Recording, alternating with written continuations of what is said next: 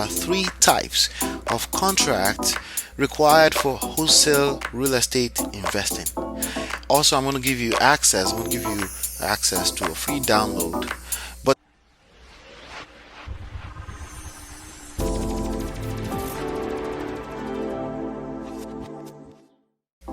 hey, this is Ola coming to you live from my Empire Pro studios again. On this episode, we're talking about 3 types of contracts required for wholesale real estate investing. Also, I'm going to give you access. I'm going to give you access to a free download.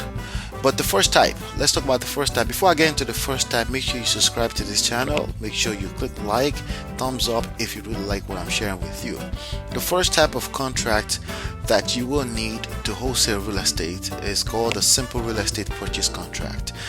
Basically, there are different types of contracts out there, and I want to make sure I spell that out for you. You're going to find different types of contract.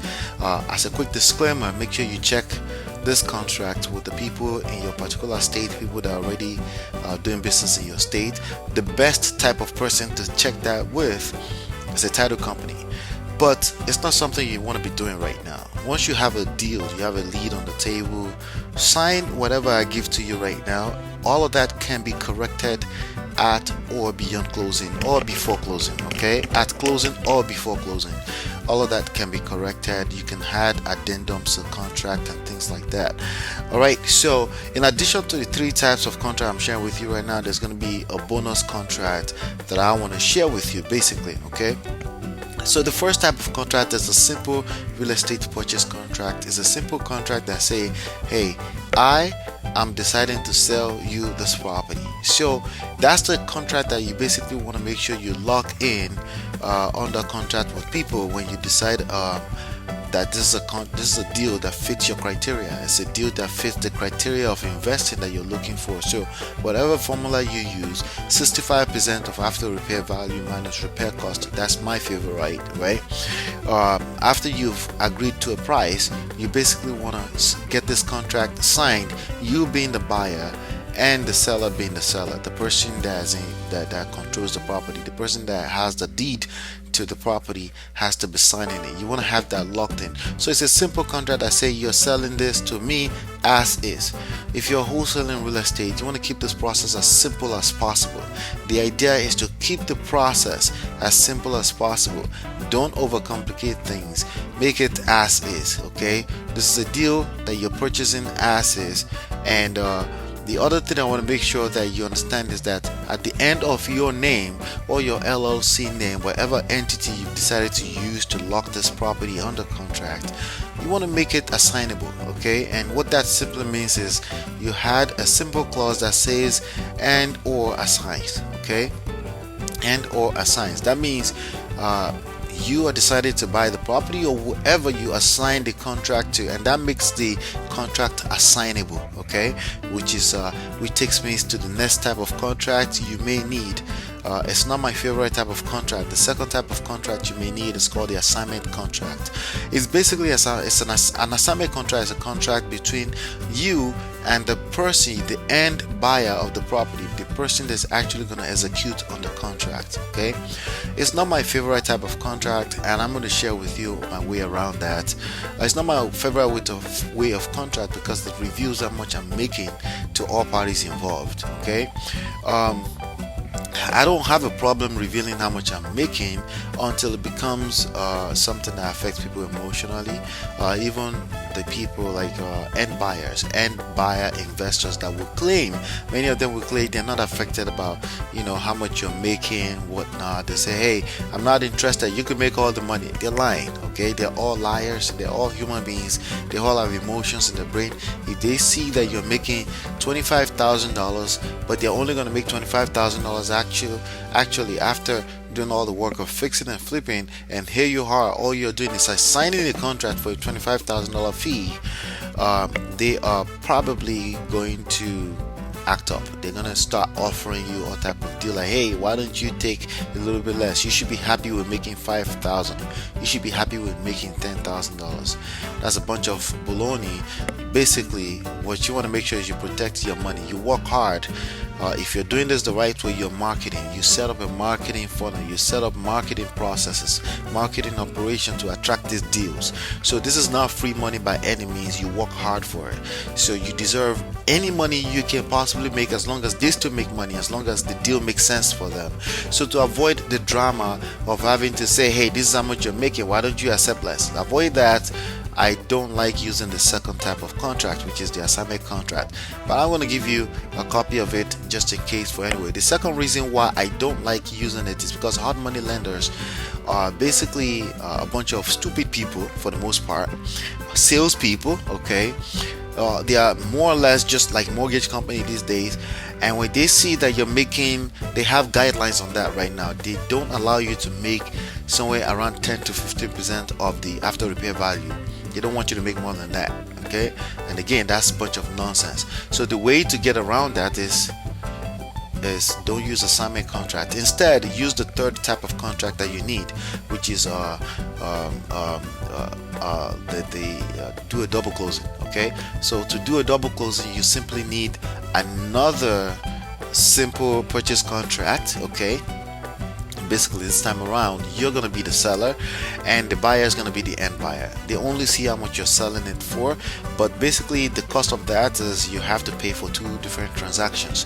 Sometimes, depending on the title company, you may have to pay for transactional funding, which is typically between 1 or 2% of whatever money they're bringing to the table for you to use in 48 hours. There's a ton of them out there. All you have to do is type in on Google double close transactional funding and you'll see a ton of them. You can put your state across to it. You can put your state, so you can say double close transactional funding New Jersey or California, whatever your state is, and many of them will come up. They basically will give you, if you need $1,000 to do the first transaction, they give you $1,000 for $100,000 for 48 hours for the deal, and you pay them $1,000, 1%. That's what they mean by 1 point. If they're charging 2 points, you give them $2,000. But you're standing to make $25,000, $30,000. You can afford to pay a fee of $2,000 to protect your interest and basically leave all kind of greed out of the transaction. Okay, so again, keep in mind, never mind, people will say sometimes, I don't care how much you make. Yes, they do. Everyone care how much you make. Everyone will count your money in your pocket.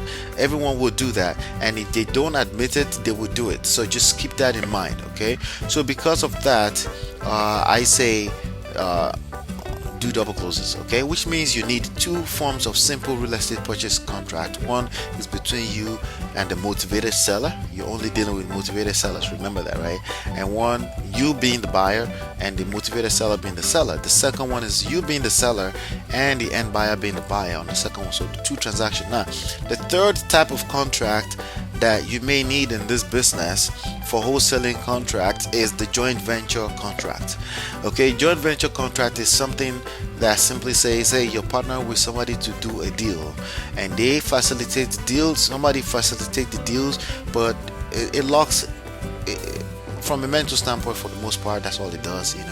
It just makes people feel responsible to make sure they deliver and pay you your fair share of any deal that you help facilitate, either in the form of bringing a buyer to the table or you brought a seller to the table. These are the values you can bring into real estate wholesaling. Now, here's the thing. Speaking of the value, those are the three. I'm going to do a quick review. You need a simple real estate purchase contract, which is basically, I use it twice in most of my transactions. I just use the same contract. Okay, if you choose that you want to do assignment deals, which I don't recommend for the most part, you can use assignment contract. I will also had a copy of a free copy as well for you for your free download. The third type of a joint venture contract is between you and another wholesaling professional, another realtor, somebody who you've partnered with to do a wholesale flip deal together. Okay, it's just a simple one-page contract that say, hey, once you close this deal, on the one condition you close this deal, you guarantee you pay me this much, 50%. You pay me a flat fee. You get to decide all of that. So I'm going to hide that. Those are the three types of contract that you're going to have. So that's it right there for all the contracts you need. I'm going to give it to you for free. Now, if you want to win in this game, it's not about the contract. You know that. You need to learn how to, the two values you can bring into this marketplace when it comes to wholesale real estate. You learn how to bring sellers, or you learn how to bring buyers. If you can master at least one of those two, basically you can win this game. Even if you use the wrong contract, the title company will help you correct your contract. Why? Because they're about to make $300 or $500 from a transaction.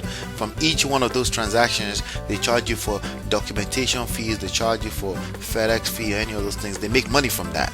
So they will help you if you bring these two types of value to the marketplace. You bring a buyer, you bring a seller. What does that mean? You have to learn how to market.